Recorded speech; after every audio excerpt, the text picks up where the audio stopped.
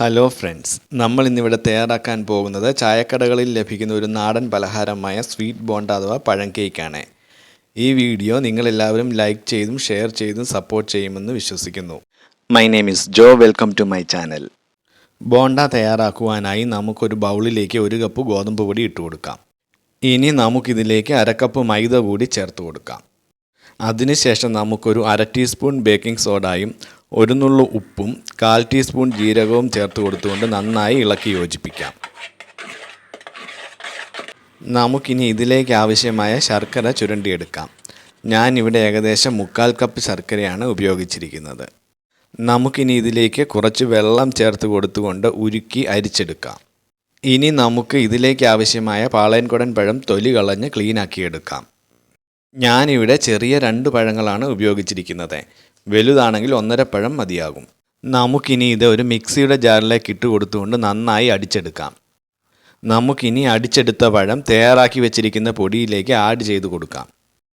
അതിനുശേഷം അരിച്ചു വെച്ചിരിക്കുന്ന ശർക്കരപ്പാനി കൂടി നമുക്കിതിലേക്ക് ചേർത്ത് കൊടുക്കാം. ഇനി നമുക്കിത് നന്നായി കുഴച്ചെടുക്കാം. വെള്ളം അല്പാൽപമായി ചേർത്ത് കൊടുത്തുകൊണ്ട് നന്നായി കുഴച്ചെടുക്കുക. ഇപ്പോൾ മാവ് കറക്റ്റ് കൺസിസ്റ്റൻസിയിൽ എത്തിയിട്ടുണ്ട്. നമുക്കിനി ഇതൊരു 2 മണിക്കൂർ റെസ്റ്റ് ചെയ്യാനായി വെക്കാം. ഇനി നമുക്ക് ഇതിൽ ചേർക്കുവാനായി തേങ്ങാക്കൊത്ത് റെഡിയാക്കാം. തേങ്ങാ പൂളി എടുത്തതിന് ശേഷം ചെറിയ പീസുകളായി നമുക്കിതിനെ കട്ട് ചെയ്തെടുക്കാം.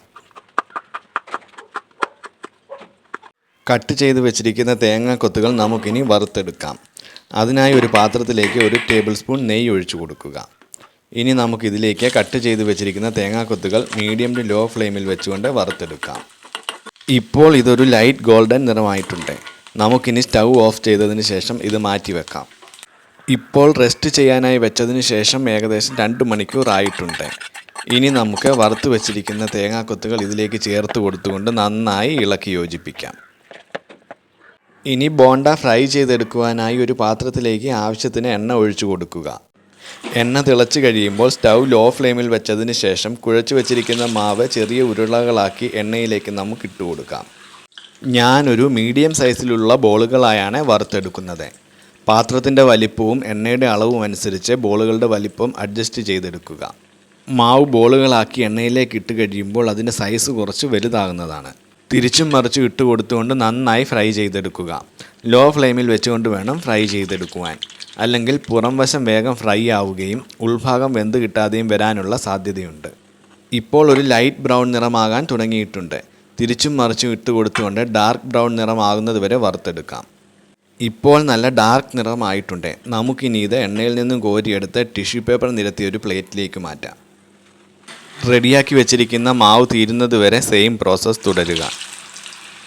ഇപ്പോൾ നമ്മൾ റെഡിയാക്കിയ മാവ് മുഴുവൻ ഫ്രൈ ആക്കി എടുത്തിട്ടുണ്ട്. എനിക്ക് മീഡിയം സൈസിലുള്ള 6 സ്വീറ്റ് ബോണ്ടകളാണ് ഈ മെഷർമെൻറ്റ് ഉപയോഗിച്ച് തയ്യാറാക്കുവാൻ സാധിച്ചത്.